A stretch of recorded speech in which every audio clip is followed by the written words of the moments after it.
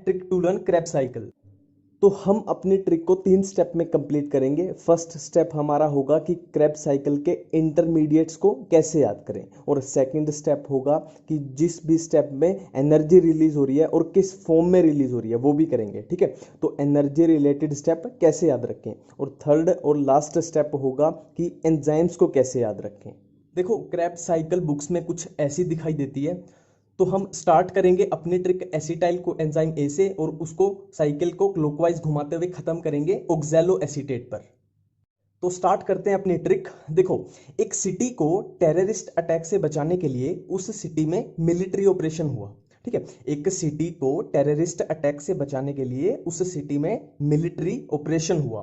तो देखो, आप सबको पता है कि जब किसी सिटी में मिलिट्री ऑपरेशन होता है तो पूरी सिटी को लॉकडाउन कर दिया जाता है, मतलब अब पूरी सिटी को साइलेंट कर दिया जाता है। अब इसी ट्रिक को अगर हम लिखेंगे तो किस तरीके से लिखेंगे, देखो, a city is kept silent for military operation, मतलब एक सिटी को साइलेंट कर दिया गया किसके लिए, मिलिट्री ऑपरेशन के लिए। A city is kept silent for military operation.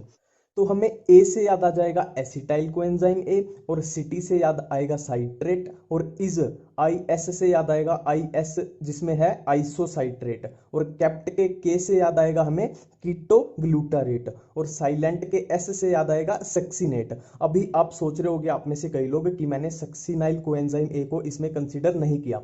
तो देखो, कॉमन सेंस की बात है कि जहां सक्सिनेट है उसी के आसपास सक्सिनाइल कोएंजाइम ए होगा। ठीक है, अब कैसे याद करें कि इसके ऊपर होगा या इसके नीचे, तो सिंपल सी ट्रिक है उसके लिए। देखो, सक्सिनेट के नाम में ही आ रहा है लेट, मतलब सक्सिनेट लेट होगा, मतलब सक्सिनेट बाद में आएगा, सक्सिनाइल को एंजाइम ए पहले आएगा। तो इसीलिए मैंने सक्सिनाइल को एंजाइम ए को यहाँ पे नहीं लिखा है। अब 4 के एफ से हमारे पास आया फ्यूमारेट, और मिलिट्री के एम से हमारे पास आया मैलेट, और ऑपरेशन के ओ से हमारे पास आया ऑक्सैलो एसीटेट। एक बार फिर से रिवाइज कर लेते हैं। A city is kept silent for military operation, कि एक सिटी को साइलेंट रखा गया मिलिट्री ऑपरेशन के लिए। ए से acetyl co enzyme A, city से साइट्रेट, इज से आइसोसाइट्रेट, केप्ट के से कीटोग्लूटारेट, साइलेंट के एस से सक्सिनेट, 4 के एफ से फ्यूमारेट, मिलिट्री के एम से मैलेट, और ऑपरेशन के ओ से ऑक्सैलो एसीटेट। अब हमने इंटरमीडिएट्स तो याद कर लिए साइकिल के। अब ये कैसे याद करें कि कौन से स्टेप में एनर्जी रिलीज हो रही है, कौन से में नहीं हो रही है। देखो, सिटी पे अटैक हो रहा था, ठीक है, सिटी पे टेररिस्ट अटैक कर रहे थे, और अटैक बिना एनर्जी की हेल्प से नहीं हो सकता। एनर्जी मतलब हथियार, एक्सप्लोजिव, मतलब कुछ एनर्जी वाली चीज चाहिए। तो जब भी एनर्जी का क्वेश्चन आए कि कौन से स्टेप में एनर्जी थी, हमने याद करना है कि सिटी पे अटैक हो रहा था, और सिटी पे अटैक क्यों हो रहा था, सिटी को खत्म करने के लिए। तो जब भी एनर्जी का क्वेश्चन आए तो सिटी पे अटैक करवा देना है हमने। अटैक मतलब सिटी को खत्म कर देना है, सिटी को खत्म कर देना है। और हमारे पास बचे सिर्फ ये स्टेप। एनर्जी से रिलेटेड जब भी क्वेश्चन आए तो अटैक करवा देना है सिटी पे, तो सिटी खत्म हो जाएगी। हमारे पास बचते हैं सिर्फ ये स्टेप। अब इसमें कैसे याद करें एनर्जी, देखो, अब हमारे पास ये स्टेप बच गए। ए सिटी, वो सिटी तक हटा के हमारे पास सिर्फ ये स्टेप बच गए। अब देखो, इसमें कैसे याद करें कहाँ पे क्या रिलीज होगा और कहाँ पे नहीं रिलीज होगा। देखो, आप सबको पता है कि मिलिट्री से ऊपर कोई पावर नहीं होती। ठीक है, मिलिट्री से ऊपर कोई पावर नहीं होती। तो मिलिट्री हमारा कहाँ पे आ रहा था, मैलेट में। तो मिलिट्री से ऊपर कोई पावर नहीं है, मतलब इस स्टेप में कोई एनर्जी का रिलीज नहीं होगा। अब देखो, बाकी स्टेप्स में सब में एनर्जी रिलीज होगी, जिसमें नहीं होनी थी हमने वो पहले ही काट दिया, क्योंकि मिलिट्री से ऊपर कोई पावर नहीं होती। ठीक है, अब बाकी स्टेप्स में या तो NADH रिलीज होगा या FADH2। अब FADH2 किस में होगा, NADH2 किस में होगा, इसकी भी एक सिंपल सी ट्रिक है। अब देखो, FADH2 स्टार्ट होता है F से, और यहाँ पे F से देख लो कौन सा स्टार्ट हो रहा है, फ्यूमारेट, मतलब FADH2 फ्यूमारेट के आसपास होगा। अब देखो, फ्यूमारेट के आसपास दो ऑप्शन बनते हैं, या तो यहाँ या तो यहाँ। यहाँ पे तो पॉसिबल है ही नहीं, क्योंकि मिलिट्री से ऊपर कोई पावर नहीं है। तो मतलब सिर्फ एक ऑप्शन बचा, तो यहाँ से रिलीज होगा FADH2। अब बाकी जितने भी स्टेप बचे सब में निकाल दो NADH, सब में हमने निकाल दिया NADH, और ये आपका एनर्जी वाला भी कंप्लीट हो गया पोर्शन। अब हमारे पास बच जाता है क्रैब साइकिल का सबसे आसान पार्ट, जो कि है एंजाइम को याद करना। देखो एक्चुअली एंजाइम को याद ही नहीं करना पड़ता हमें, इसमें क्वेश्चन में ही इसका आंसर गिवन होता है। स्टेप जो होता है वो खुद ही बता देगा कि उसमें कौन सा एंजाइम है। अब मान लो हम ये स्टेप उठा लें, अगर आइसोसाइट्रेट इज कन्वर्टेड इनटू कीटोग्लूटारेट। देखो आपको एंजाइम याद करने में सिर्फ एक ही बात पता होनी चाहिए कि जहां भी डीहाइड्रोजिनेज वर्ड आ जाए, डीहाइड्रोजिनेज का मतलब है एनर्जी का रिलेशन, मतलब वहां एनर्जी रिलीज हो रही है। ठीक है, तो देखो अब आइसोसाइट्रेट अगर कन्वर्ट होता है कीटोग्लूटारेट में, तो हमें पता है यहाँ पे NADH रिलीज होता है, मतलब एनर्जी रिलीज होती है। तो एनर्जी का मतलब डीहाइड्रोजिनेज, तो सिंपल आइसोसाइट्रेट कन्वर्ट हो रहा था तो एंजाइम का नाम हो जाएगा आइसोसाइट्रेट डीहाइड्रोजिनेज। सिंपल है। एक और एग्जांपल देख लेते हैं। देखो ketoglutarate is converted into succinate, और ये एनर्जी रिलीज कर रहे हैं। अब देखो कैसे लिखेंगे, कीटा ग्लूटारेट कन्वर्ट हो रहा है तो कीटो ग्लूटारेट, और एनर्जी रिलीज हो रही है तो पीछे लगा देंगे डीहाइड्रोजिनेज। तो एंजाइम हो गया कीटो ग्लूटारेट डीहाइड्रोजिनेज। अब एक स्टेप है फ्यूमारेट इज कन्वर्टेड इनटू मैलेट। अब इसमें एनर्जी रिलीज नहीं होती, इसमें क्या करें, फ्यूमारेट देखो कन्वर्ट हो रहा है तो फ्यूमारेट को लिख देंगे। अब एनर्जी रिलीज नहीं हो रही तो डीहाइड्रोजिनेज इसमें नहीं आएगा, तो सिंपली ये हो जाएगा फ्यूमारेज। कुछ याद ही नहीं करना। एक और एग्जाम है जिसमें डीहाइड्रोजिनेज नहीं आता, वो है साइट्रेट सिंथेज। अब देखो नाम से ही पता लग रहा है साइट्रेट सिंथेज, मतलब ये सिंथेसिस ऑफ साइट्रेट में काम आएगा। कुछ भी नहीं याद करना एंजाइम में, इतना ही था, बिल्कुल सिंपल था। Trick to learn glycolysis. कोई इंट्रोडक्टरी फालतू की बकवास नहीं करेंगे, डायरेक्ट अपने ट्रिक पे आते हैं। तो ग्लाइकोलिसिस हमारे पास बुक्स में कुछ इस तरीके से दी हुई है। देखो एक सिंपल सी स्टोरी बताऊंगा, आप इजीली अपनी लाइफ से रिलेट कर सकते हो। ठीक है, देखो हुआ क्या कि गॉड ने, भगवान ने, ठीक है, गॉड ने फ्रूट जूस दिया ग्रैंड पेरेंट्स को। ये किसी की भी स्टोरी लगा लो, आप अपनी लगा लो या मेरी लगा लो। ठीक है, गॉड ने फ्रूट जूस दिया मेरे ग्रैंड पेरेंट्स को। ठीक है, पर यहाँ एक प्रॉब्लम हो गई। अब मेरे जो पेरेंट्स थे ना, वो नहीं चाहते थे कि ग्रैंड पेरेंट्स फ्रूट जूस पिए। ठीक है, गॉड ने फ्रूट जूस दिया ग्रैंड पेरेंट्स को, पर मेरे पेरेंट्स नहीं चाहते थे कि ग्रैंड पेरेंट्स फ्रूट जूस पिए। मेरे पेरेंट्स चाहते थे कि ग्रैंड पेरेंट्स फ्रूट जूस की जगह पे पेप्सी पिए। ठीक है, तो उन्होंने क्या किया, ग्रैंड पेरेंट्स के सामने जबरदस्ती, जबरदस्ती मतलब प्रेशरली उनके सामने पेप्सी रख दी।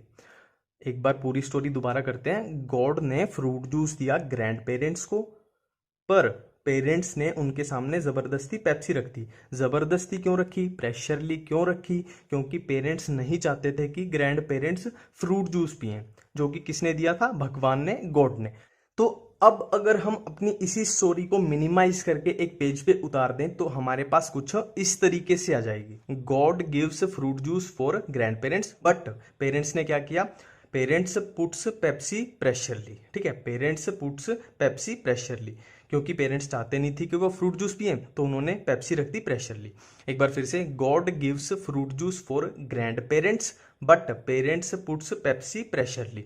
अब देखो इनका पहला पहला लेटर उठाओगे तो हमारे पास इजीली हमारी ग्लाइकोलिसिस बन जाती है। गॉड के जी से ग्लूकोज, गिव्स के जी से ग्लूकोज 6 फॉस्फेट, फ्रूट जूस के एफ से फ्रक्टोज 6 फॉस्फेट, 4 के एफ से fructose 1,6 bis phosphate, grand parents के GP से ग्लिसरल डिहाइड फॉस्फेट, बट के B से 1,3 बिस फॉस्फोग्लिसरेट, पेरेंट्स के P से 3 फॉस्फोग्लिसरेट, पुट्स के P से 2 फॉस्फोग्लिसरेट। अब है पेप्सी, PEP, पेप्सी में PEP याद रखना, PEP का मतलब है फॉस्फोइनोल पाइरुवेट, और प्रेशरली से लास्ट में पाइरुवेट। ठीक है, बिल्कुल सिंपल स्टोरी है यार। गॉड ने फ्रूट जूस दिया ग्रैंड पेरेंट्स के लिए, पर पेरेंट्स को ये बात पसंद नहीं थी, वो चाहते थे पेप्सी पिए, तो उन्होंने जबरदस्ती मतलब पेप्सी रख दी pressurely. God gives fruit juice for grand parents but parents puts Pepsi pressurely. ठीक है, जिनको ये लग रहा है कि जो ये लेटरल स्टेप होता है DHAP वाला, ये मैंने स्किप कर दिया, तो ऐसा बिल्कुल भी नहीं है। इसकी भी एक आसान सी ट्रिक है। देखो वैसे ये इतना पूछा नहीं जाता, पर फिर भी अगर पूछ लिया जाए तो सिंपल याद रखना, जब भी हम ग्रैंड पेरेंट्स लिखते हैं तो सीधा तो लिखेंगे नहीं, उनके सामने लिखेंगे डियर ग्रैंड पेरेंट्स। ठीक है, ग्रैंड पेरेंट्स को डायरेक्ट नहीं लिखते हैं, हम लिखते हैं डियर ग्रैंड पेरेंट्स। अब डी वाला किसके सामने आ रहा है, ग्रैंड पेरेंट्स के सामने, डियर आ रहा है ग्रैंड पेरेंट्स के सामने। अब ग्रैंड पेरेंट्स हमारे पास ट्रिक में क्या था, ग्लिसरल डिहाइड फॉस्फेट, तो DHAP साइड में आएगा किसके, मतलब उसके सामने लगा लो ग्लिसरल डिहाइड फॉस्फेट के। तो ये इजी है बहुत। Trick to learn Calvin cycle. देखो हमारे पास NCERT में केल्विन साइकिल कुछ इस तरीके से दी हुई है, तो इसको याद करने के लिए एक ही सिंपल सी ट्रिक, एक सिंपल सी स्टोरी बताऊंगा जिससे केल्विन साइकिल खत्म। तो अपनी ट्रिक स्टार्ट करते हैं। देखो बहुत सिंपल सी स्टोरी है। एक लड़की का नाम है रूबी। रूबी, तो ये रूबी की स्टोरी है। तो रूबी को जब CO2 मिलती है, ठीक है, रूबी को जब CO2 मिलती है तो वो पागल हो जाती है। रूबी को जब CO2 मिलती है तो वो पागल हो जाती है, और उसके पागलपन को रिड्यूस करने के लिए डॉक्टर उसको 3 पंच लगाते हैं। रूबी को जब CO2 मिलती है वो पागल हो जाती है, और उसके पागलपन को रिड्यूस करने के लिए डॉक्टर उसको 3 पंच लगाते हैं। अब 3 पंच किस लिए लगाए थे? उसको ठीक करने के लिए, मतलब उसको दोबारा नॉर्मल रूबी बनाने के लिए। तो 3 पंच लगते ही वो रीजनरेट होके नॉर्मल रूबी बन जाती है। ठीक है, अब अपनी इसी ट्रिक को हम केल्विन साइकिल पे अप्लाई करके देखते हैं। देखो, रूबी को CO2 मिलती है तो वो पागल हो जाती है। रूबी मतलब राइबुलोज 1,5 बिसफॉस्फेट। रूबी को CO2 मिलती है तो वो पागल हो जाती है। CO2 मतलब कार्बोक्सिलेशन, और पागल मतलब PGL फोस्फोग्लिसरेट। और पागलपन को रिड्यूस करने के लिए 3 पंच लगाते हैं। ठीक है, पागलपन को रिड्यूस करने के लिए 3 पंच लगाते हैं। तो फोस्फोग्लिसरेट का किया रिडक्शन, ठीक है, और 3 पंच मतलब 3P, 3 से आया ट्रायोज और पंच के P से आया फॉस्फेट, तो रिडक्शन के बाद बना ट्रायोस फॉस्फेट।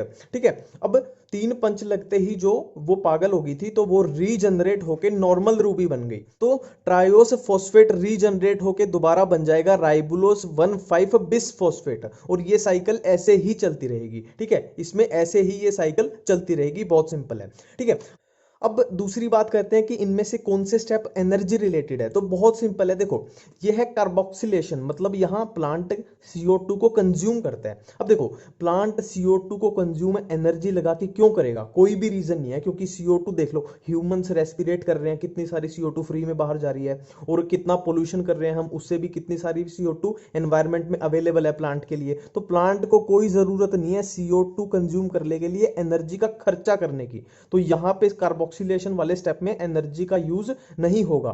ठीक है, और यहां जो 2 स्टेप बचे, यहां पे एनर्जी का रिलेशन है।